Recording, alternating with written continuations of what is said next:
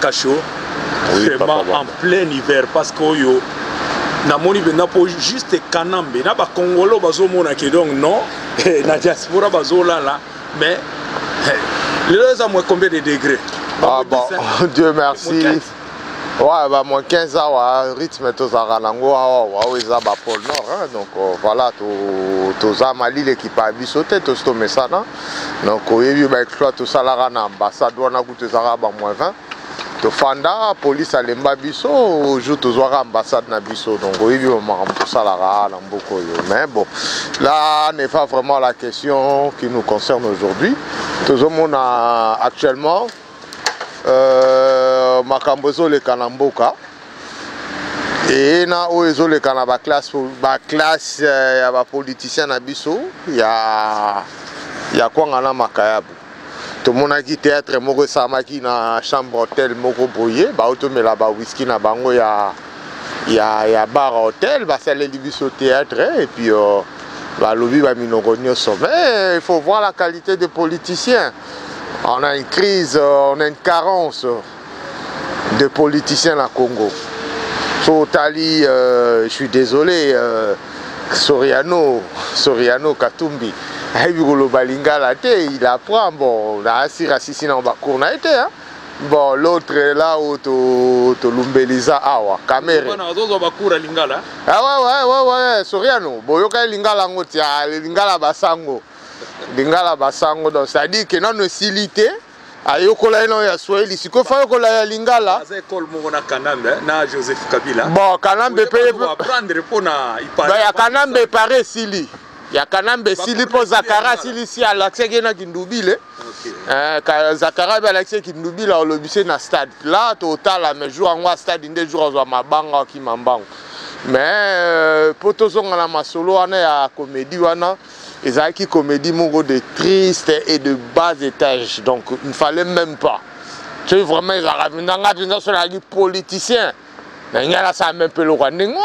Et c'est ces gens-là qui veulent vraiment nous diriger à Tabino mongo peuple congolais. Vaut mieux que la Tamawat.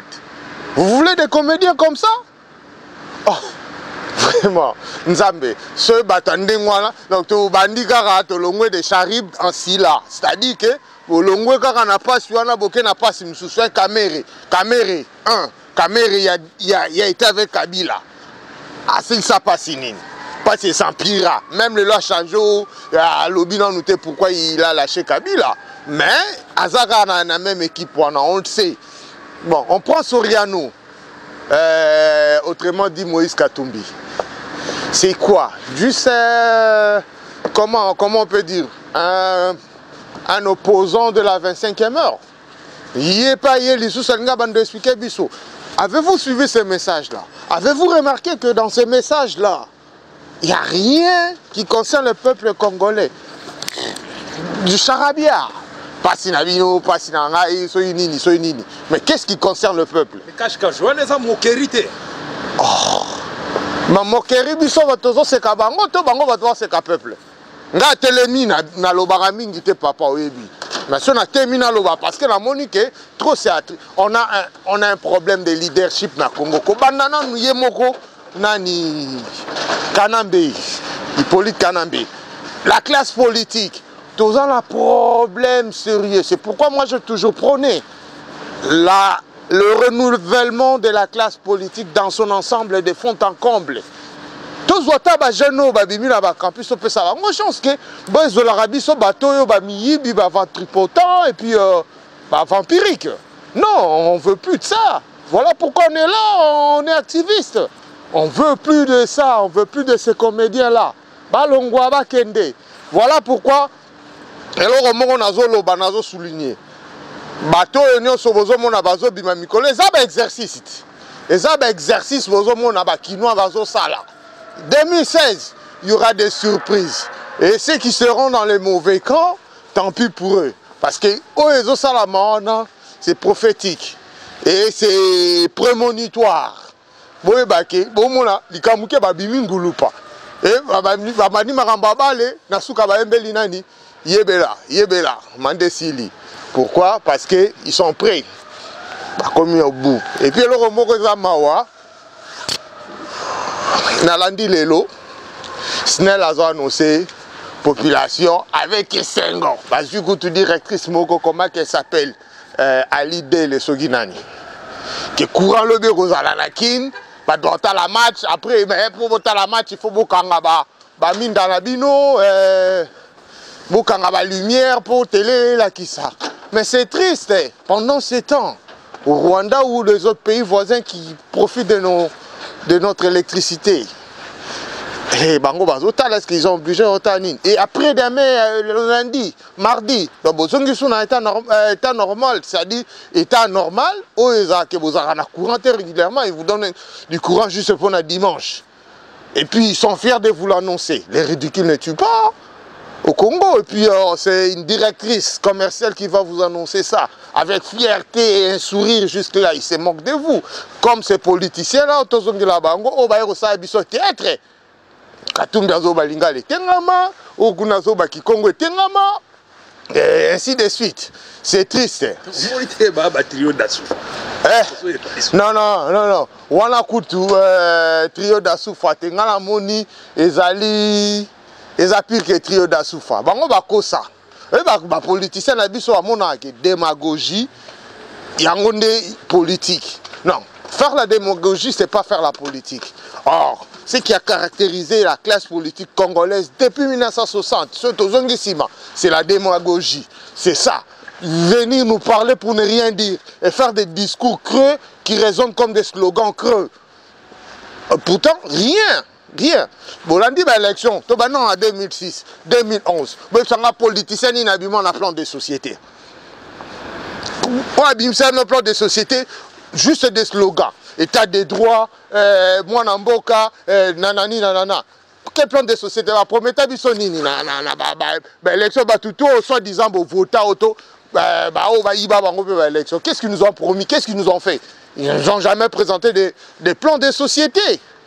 Il n'y a rien. Ça, c'est la démagogie. Et, le peuple congolais, Azara Zoba, dans le continuer à Nababuzoba, il y a Olobaka, démagogie, Nabango, et slogan. Slogan, on a changé le peuple. Est-ce que fonctionnaire, vous avez bancarisé, vous foutez $20. Donc, en tout cas, je ne vais pas rentrer dans le détail, mais en tout cas, Toyeba. Mais Kashogi, Lobana Bissona nous vérité tant que vous bondez. Mais qu'est-ce qui fait que bateau yo bazali ko s'attaquer na Kanambete selon Oyo Yazali na Congo? Au Congolais nyonso lelo azoyeba ke toza na étranger touti. Qu'est-ce qui fait que ba politicien Oyo ba telemi baza ko reconnaître l'occupation ya Congo te ba mort dernièrement dans est kuna na hibite Holandaki bakati ba Congolais mitou na village moko Kiri quelque chose comme ça là. Miriki. Mais qu'est-ce qui fait que bateau va se prétendre que passe à Congolais, passe à Boye, pas et Senghona biso, ba se moquer na ba Congolais, passe à ba français, bazo finga ba fonctionnaire, bazo finga même ba militaire na biso. Mais bazo reconnaître été o ezo salama. Bon, yebisanga nanu. Et loko nezo rekana kati wana na bateau nyosto yo, ba aventurier yo, ba telemi sans gêne pour nous faire un discours moko ya batente. Oyebi papa bamona ozongi so moi sima. Tangu after bengana Mobutu bakoti batunara oyoyo traître mususu nani Laurent Désiré Kabila le propos ya Etienne Tshisekedi batuni abi mais ce n'est pas mon opposant, c'est l'opposant à Mobutu. Sans comprendre. Non, pour dire que Bango paye. Dans la Bango opposant à Nanité, il y a Kanambete. Et quelle opposition vous parlez? Il n'y a pas d'opposition en RDC. Hein? S'il y avait une opposition normale, si quand il y a des massacres, par exemple au Tanguy Miriki, il y a eu des scandales des images atroces que ceux qui ont la chance pour rafraîchir votre mémoire. Mais parce que l'image dans un pays normal, l'opposition va saisir l'occasion de faire son travail d'opposant. Ça dit, c'est une enquête, dirigeante. Est-ce que Kamere, un député dans le Parlement? Un député? C'est Jacques. Au Katumbi, soi-disant G7 ou UDPS, alliés dans le Parlement, où ils ont des moyens de pression pour faire pression qu'il y ait des enquêtes ou que le gouvernement se prononce ou diligente des enquêtes sur ce qui se passe dans l'Est et sur le massacre. Il y a plein de situations, des arrestations, même pas plus tard qu'hier. Même Mindele Bazol, la Commission européenne, pas plus tard avant-hier aussi, a parlé de la multiplication des arrestations arbitraires des opposants, du bâillonnement de la presse. Il n'y a plus de liberté d'expression au Congo. Ils ont bâti ça makaka. Mais dans tout ça, où est l'opposition? Il vient nous dire, pas si nayo, pas si nanga. Pas si ce qu'on peuple les anines. Est-ce qu'il y a un pas si on va le pas si on a les anines. Pas si nini au bango va y peuple. Pas si il y a peuple la biso bango ba des années. Est-ce que ba bien? La d'oiseau souffrit. Pourquoi ils ne vont pas détailler ces passes-là? Pas si tout court. Parce qu'ils ne connaissent pas la souffrance du peuple. C'est clair. Parce que ceux qui souffrent à peuple, ils auraient été clairs dire que tant que fonctionnaire, pas foutre combien de temps. Un fonctionnaire. Tout ça en beaucoup, papa Bamou. Un fonctionnaire, au début, que ça fonctionnaire en beaucoup, le coup mouni nezali. Ce qu'on transposé en beaucoup à la biso, fonctionnaire en beaucoup à la biso, ça va bien à fonctionnaire. Yo fonctionnaire qui ne go pas dans la famille. Bah on attend sous mutali gablo baba ici moi aussi hein. Au mutali gablo l'équipe fonctionnaire mutate ka attend sous quoi ngane nanzela à l'équipe fonctionnaire. Or ce n'est pas ça, un fonctionnaire doit être valorisé, un militaire. Hein? Bah tout ça na compte à l'État. Bah on va passer à l'État. Pardon, bah passe il y a peuple. Pas si nayo, pas si bobo. En tout cas, moi je vais revenir au peuple, au Tolobela peuple. Peuple congolais, faites très attention, très attention. Na batouana misatu obo moni wana, ba trio wana bozarolo ba obengi dasu faso kinani. Je citerai Félix Tshisekedi, Vital Caméréon. Commandant Danga. Caméréon et Nani Moshe Seriano, comme on l'appelle, de son nom congolais Moïse Katumbi. En passant, Baoluke na Zambie. Bon, ces trois-là, Bazan souci na binoté. Bako sa binoté na ba t-shirt banini. Prenez-vous en charge. Pouvoir les à maboko na bino. Faites ce que vous avez à faire. Parce qu'ils ont fait partie du système depuis longtemps. Il n'y a jamais eu d'opposition dans le Congo. Parce que 5 ans, depuis quand mon opposition, et ben Nico réagit 2 ans avant la fin du mandat. Une année. Hein? Pourquoi pendant tout ce temps-là avant, Babima raté? Hein? Pourquoi tout le monde a monté condamné? Kabila a fait beaucoup d'abus, le Kanambe, il a fait beaucoup d'abus. Mais cache. Hein? Papa, pardon. Tikana koma. Ndenga de tozolo baboye. Soulèvement populaire wana, bayi babino yangote. Eza bino nde bokobima na balabala bobengana. Na pouvoir en place, na prétendu opposition wana. Bango tout doit être balayé to komboli bango boy. Choix, balongo aller là, to longoli siko, to kombola bango na opposition, na nini nyonso. To longoli bango et puis to installer l'institution ya sika. On veut plus de la prétendue opposition, du pouvoir illégitime, sanguinaire. Bango tout parce qu'ils accompagnent. Ils n'ont jamais fait rien. Je vais vous donner un autre exemple. Où était cette opposition-là quand il y a une commission mixte qui a révisé les bornes frontalières entre le Rwanda et le Congo? L'opposition est à la Rawapi. L'opposition s'est tue.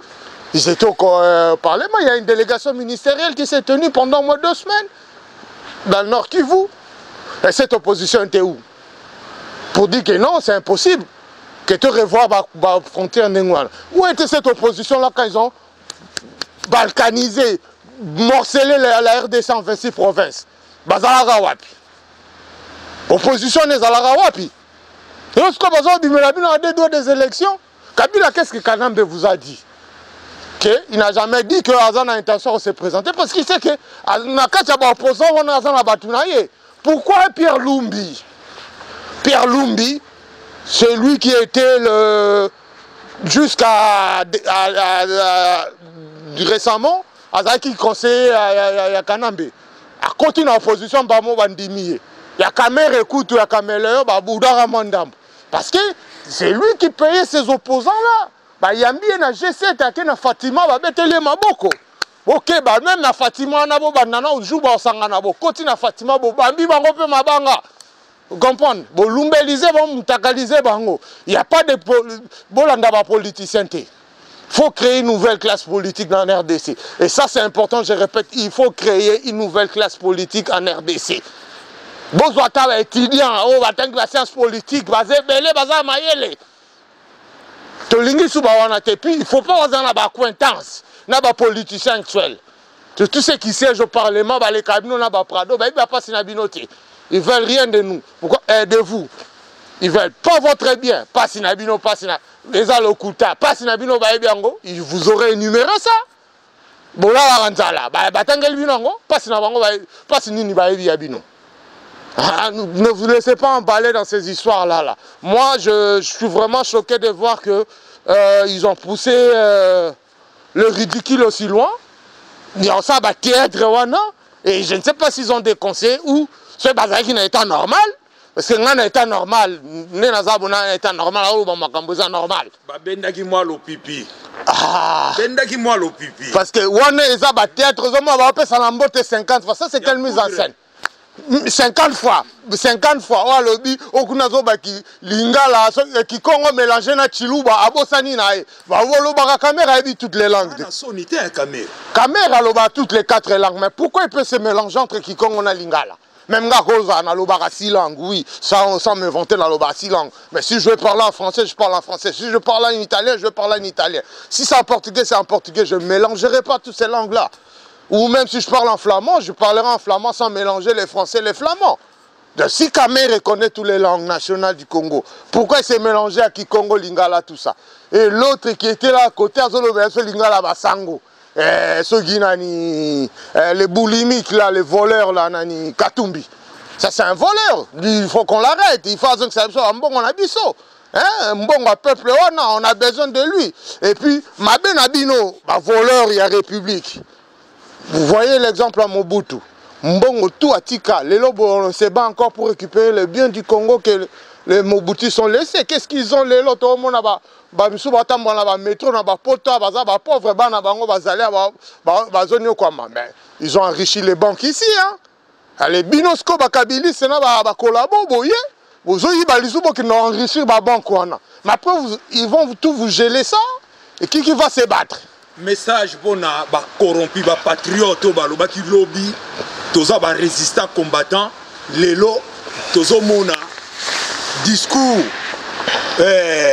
ils ont une forme moussoussou, et puis tous les mona, bazar lokola, oh tous les benga bandakala, tous les benga lubango les bandakala, les lots tous les mona penza que donc non, silence absolu. Message nini pour te dire que diaspora.